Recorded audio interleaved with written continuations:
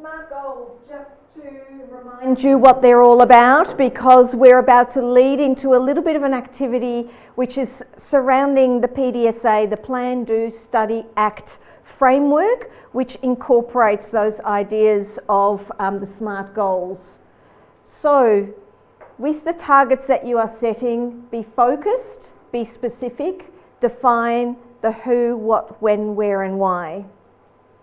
Define your success, so have your measures ready to go so that you will know when a change is an improvement. Be realistic. Is what you're trying to do actually achievable?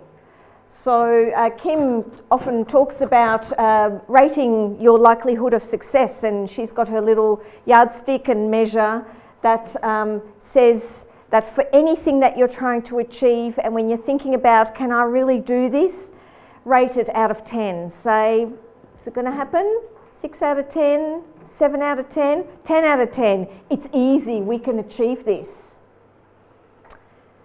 And the yardstick there will be, if you're rating a 7 and above, you can have a pretty good confidence that you're able to make this, this idea happen. If it's below that, a 6 or a below, maybe you need to redefine that goal so that your likelihood of success reaches a higher point. So it's just a very simple tool to let you know whether your idea is realistic or not. When you're setting your goals, have some easy wins, and especially with this cancer screening project, as we've been talking it through, we've identified some reasonably easy activities that you can undertake to start you on that journey, but there are others that are going to be more stretch targets. So you need to have a little bit of both. You need some easy wins in order to keep that momentum and energy going, but don't be frightened to just stick to the easy stuff. Once you get into the habit of using this PDSA and SMART goals type of framework, don't be frightened to stretch yourself, and even the stuff that might seem unanswerable at this stage, bring your team together and brainstorm it and think outside the square. I know that sounds really jargony, but that's the mindset that you need in order to get to that next stage, and some really brilliant ideas might come out that will really help you along there. And the time defined, we talk about the Goldilocks time frame, and it's making sure that whatever activity or goal you've defined, that the time frame isn't so short to make it impossible to achieve, nor so long that you lose momentum and you get to the end point and essentially nothing has happened. So it's kind of somewhere between the 2 and 6 week mark. Anything that is less than 2 weeks is probably a bit too simple to go through to the formality of doing the SMART goal setting and PDSA planning. 2 weeks is good. It's a good amount of time to allow you to kind of get into the meaty bits and get some activity going. But if it stretches out more than, say, 6 weeks, then it could be that your goal is too lofty. It has too much detail in it. There are too many steps involved, and the chances of it kind of getting derailed are increased. So just think of that chart. Where you've got the line between getting maximum effectiveness and outcomes, and it sort of sits around about that 2 week period. It's that Goldilocks moment. So when we think about the SMART goal as it could relate to bowel cancer screening, here's just a little example that we've just kind of mashed together. So this is our statement. We will obtain an Excel spreadsheet list of all patients over the age of 50 who have no recorded FOBT by step 1, finding all patients over the age of 50, finding all patients who have a recorded FOBT, colour coding the list of recorded FOBT, importing the colour list into the main list, removing the duplicates. It's going to be done by a date, and it's the practice manager who is in charge of those events. Now that's not likely to represent a SMART goal that you would set. If you're using your PenCat, you can be doing a whole lot of this through the PenCat tool, but it is just an example of being very clear about the activity that you're going to undertake. So remember the difference between an idea and an activity. The idea is really the goal and the outcome that you're seeking to achieve, but the steps 1 to 5 are the recipe for what you actually need to do. And by having that really clear definition, gives you the roadmap of what you actually need to be doing. So a lot of thought has gone into defining that SMART goal. It's specific, it's measurable. We will know that it is done because we have a listing as an outcome. That's our measurable. Is it achievable? Well, I think, we've defined the person who's going to be in charge of this, and we've defined the pathway quite clearly. So it's realistic. I would probably give that a score of 8 out of 10, short of practice manager falling sick or something else happening. There is nothing that's going to really sort of stand in the way of achieving that, and it is time defined in that we have a date by which the practice manager is going to do that. So it's that accountability piece there too.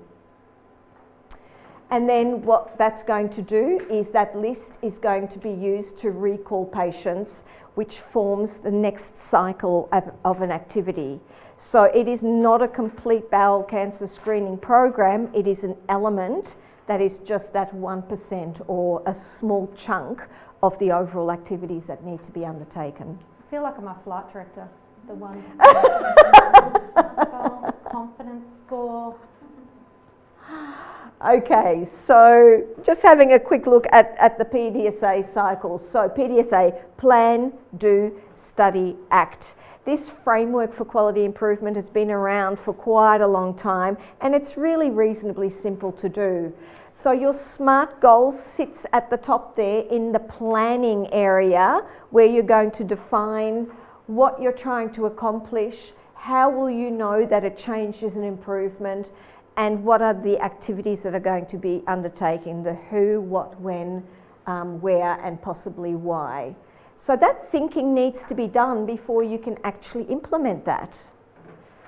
Once you've implemented it, you're going to reflect on what the outcome was. Did you have success? Did you need to adapt, adopt, or discard?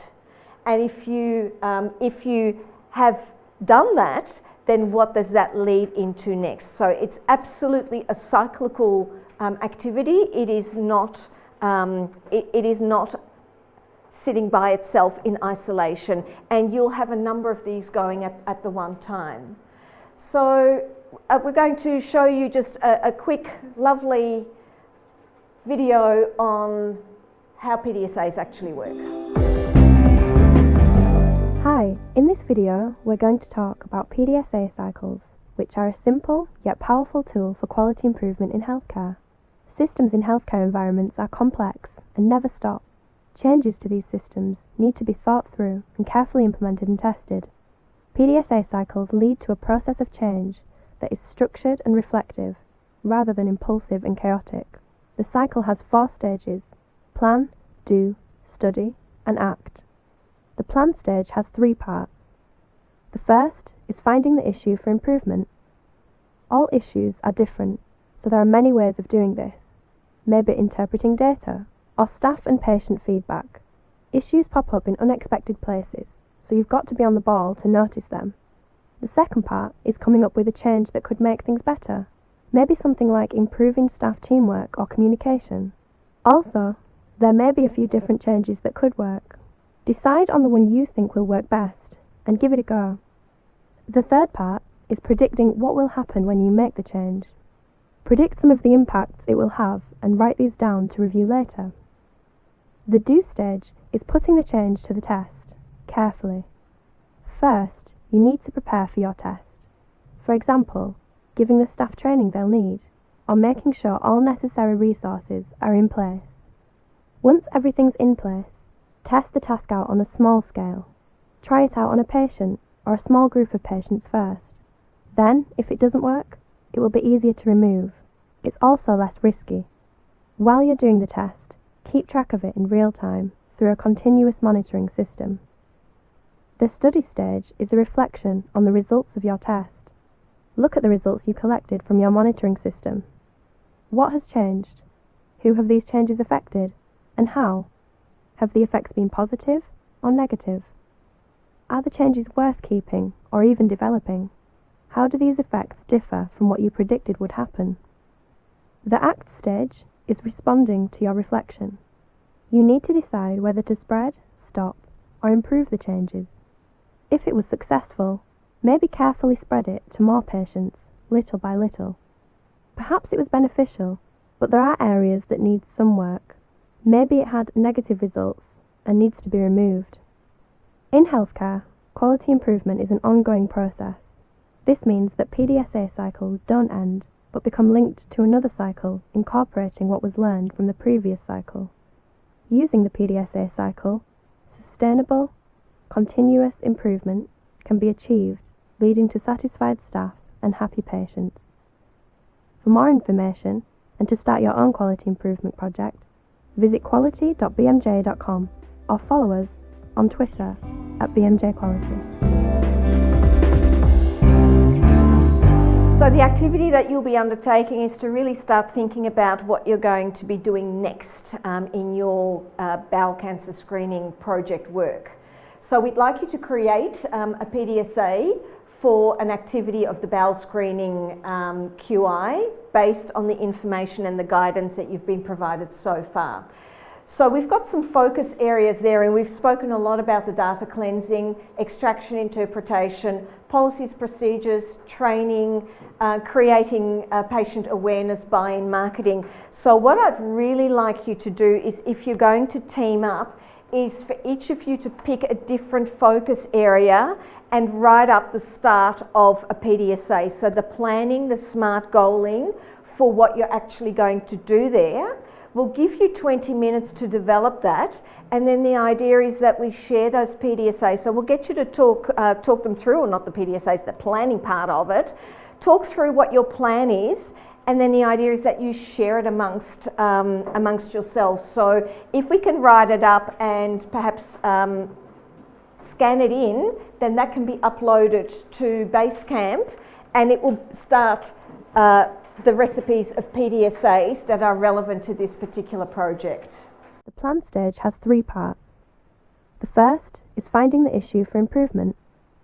All issues are different, so there are many ways of doing this. Maybe interpreting data, or staff and patient feedback. Issues pop up in unexpected places, so you've got to be on the ball to notice them. The second part is coming up with a change that could make things better. Maybe something like improving staff teamwork or communication. Also, there may be a few different changes that could work. Decide on the one you think will work best, and give it a go. The third part is predicting what will happen when you make the change. Predict some of the impacts it will have and write these down to review later. Alrighty, so pull out your little handout out of your, yes, you've got that.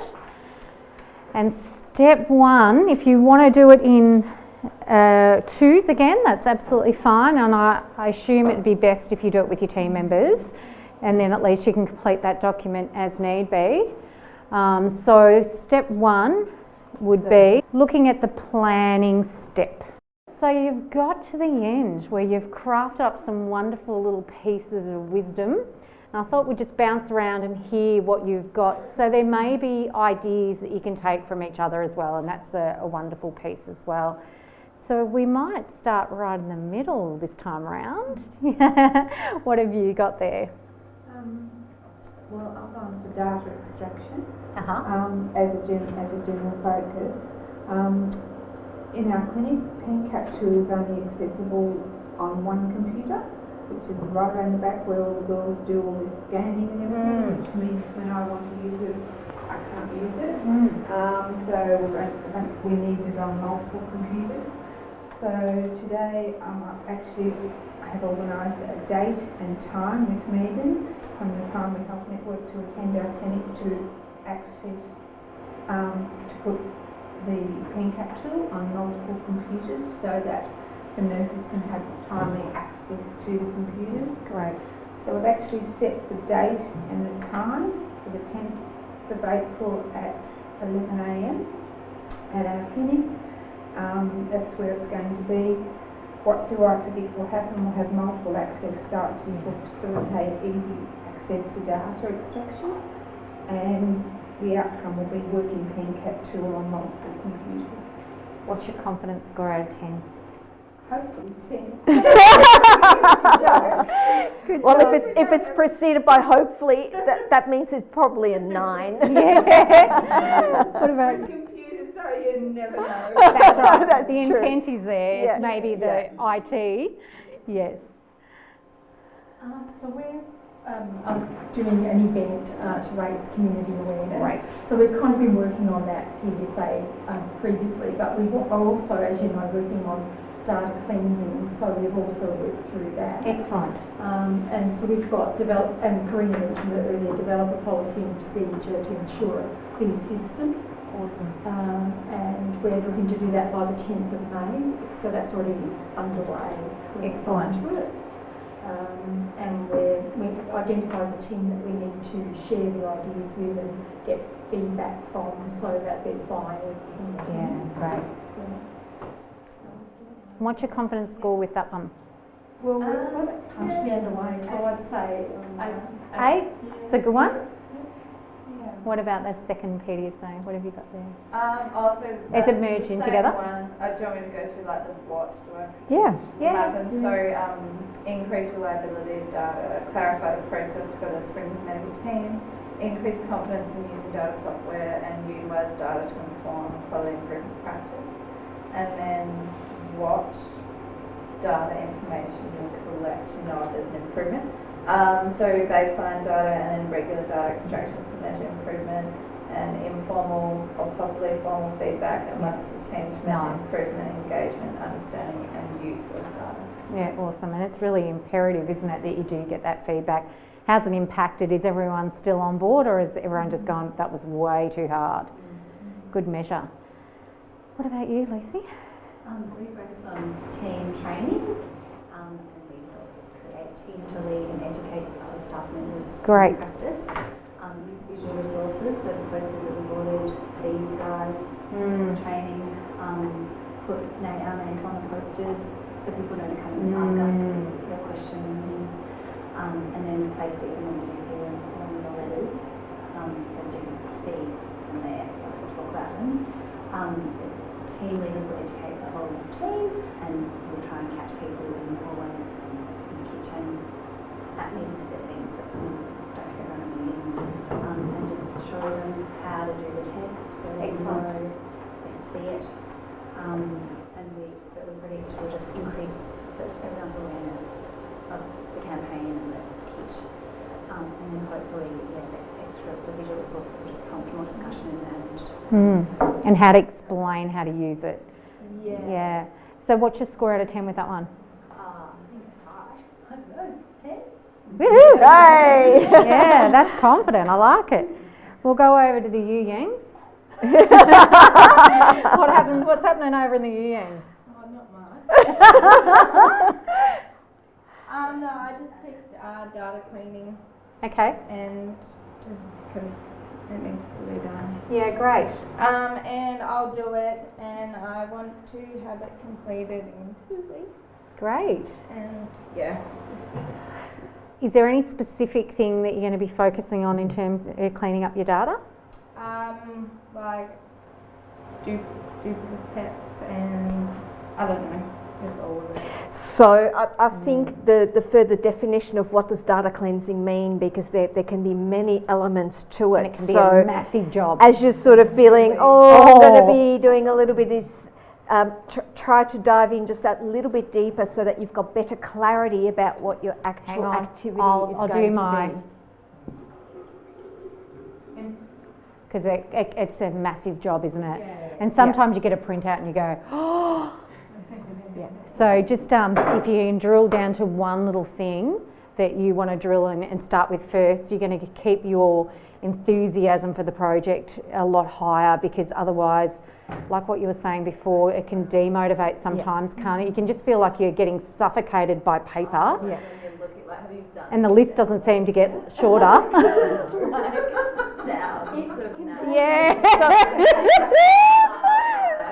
So you might start with something like merging your duplicate patients. Yeah. That's data cleansing, but it is a far more defined activity than data cleansing. Yeah. Yep. Otherwise you're downloading Otherwise your you phone. feel free. You It's want like the email. Yeah. And I think it's the first time you do it and you get so enthusiastic with it. You go, yay, this is what I'm going to do. And then when it prints out, you go, oh, I feel a little bit sick. And then you go, can you do a little bit of this and a little bit of that and whatever? And it just feels like it's the never-ending job. Yeah. Whereas absolutely, if you can just drill it down to one thing and you can tick it off and you can see the progress, you'll go, yes, winning. Yeah. Yeah, And perfect. that's why I like a big part of what I want to do is for us to like allocate for every role. Absolutely. Like, what their role is in Correct. it. Yeah. And so that you can get the admin people archiving. Yeah. Because like that's just, you don't want to be doing that. I don't think. Yes. Like, Nobody wants to be yeah, doing that. And seriously, it's such the truth. Because when you first start it, you will go, I'm going to do all of that because while I'm in here, I may as well do it. Yeah. And then you realise it's taking me a whole year to get it done. And every time I get to it, then there's new patients that are in there. So if you can start to really delegate off those other jobs, many people and many hands will make that job just so much more effective. True. And what you want to ensure then when you do that is that those staff understand why you're asking them to do that, because it isn't a fun job no matter who has to do it. So they've got to buy into what the ultimate outcome is. So you've got to paint that picture for them, or else they'll be looking at this massive task and going, I don't even know why I'm doing that. That's not my job. Yeah. that tone is not what you want. It's been given to admins, they've never done it because they That's don't know right. why. And it's just Exactly. sitting there in a Exactly. not happening. Exactly. I think also as well, 'cause Gabby and I have met up and spoken about this, but it's also just having that protected time Yes. to look It's crucial. at data. Yeah.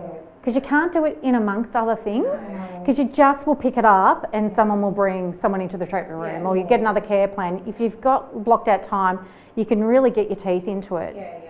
Bowl a heap over. What's your confidence score with merging and finding your duplicate patients? Probably about A 6. at the moment. What about if you gave yourself longer in duration? Does that take your confidence score up from 2 weeks, say if you went to 2 months? Yeah. I can have it done by then.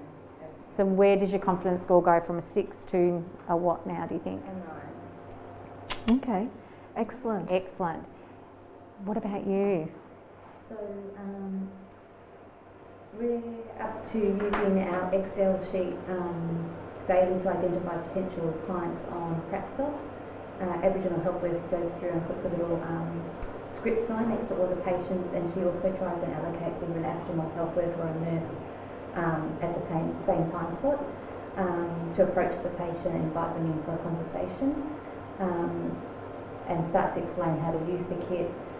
Because we're going through Menzies, our paperwork's a little bit different, so we also help the patient fill out the paperwork, and I also fill out the test tubes for the patients too, so all they have to do is put the date and time on it. We also complete the paperwork if the patient declines to do the kit, because Menzies want to understand why people don't want to do the kit. So the people that will be doing it is we've got a small Aboriginal health worker and nursing team, and we meet fortnightly to discuss how we're progressing. So it's actively happening at the moment. We had our comedy event last week, I think it was, and it was a huge success. And just for you guys, there's some great emoji crew balloons on eBay, which the community really enjoyed. Yeah. And they're filled with helium. Emoji. I've got some photos to show you. There's an Aboriginal comedian, Denise, and she came out and did a comedy show for us. That's It's so very fantastic. culturally appropriate, so it might not cross into your communities because the jokes are very Aboriginal culturally appropriate. I think we've got a program on that one. That sounds wonderful. Doesn't it? What a great novel way. Andrea Casey from the Cancer Council came out. And so by the end of the year, we hope to have every elder to at least have had an opportunity to have that discussion with us. And we'll look at our 10 cap data every quarter to see we're improving, and we also every month see if anyone's had a birthday and transitioned over to 50. Yeah. The team's well, the nursing and Aboriginal health worker team's well on board, so we're feeling a 10 out of 10. Oh, I was going to say, where is it? You did it. Excellent, well done. It's such a critical step, isn't it? Asking that confidence score, because it really, when you give it that, 2 weeks, it sounds good, and once you put a confidence score on it and you go, hang on a second, I'm actually here, I'm still that low. What do I need to adjust? Is it the timeline? Is it defining it so it's that 1% rather than, did I go to 20% rather than 1%? What can I redefine that's actually going to take my confidence up? So part of motivational interviewing is if someone scores low, like less than 7, you want to speak about why it's not a lower, why didn't they score at a lower number? That's the first starting point. Because we want to hear the things and reasons why, the literacy behind it, on why they think it's a good idea. That's important. And then you want to say, what do you need to adjust here that'll give you the confidence to take it up to a 7 or more? So start with why it's not a lower number, hear the good literacy and why that's a good idea, and then what's going to need to be adjusted to take them up to a higher score. Then you'll get that really good, realistic, rather than setting yourself up and going, thought it was a good idea and now I'm really, I've taken such a big step that I'm feeling exhausted and burnt out from that process, and I need a little break after my last activity with PenCat data cleaning. You want it to be a continuous cycle, so just little bite-sized chunks that you can do continuously is the right balance. So we are done. Thank you so much, everyone, for all your time and energy. From Rivka and I, we thank you very much. If there is any questions, please let us know. We're going to be hanging around for a little bit anyhow. And we really are grateful for you guys coming up and spending the day with us. Absolutely. Thanks, everyone.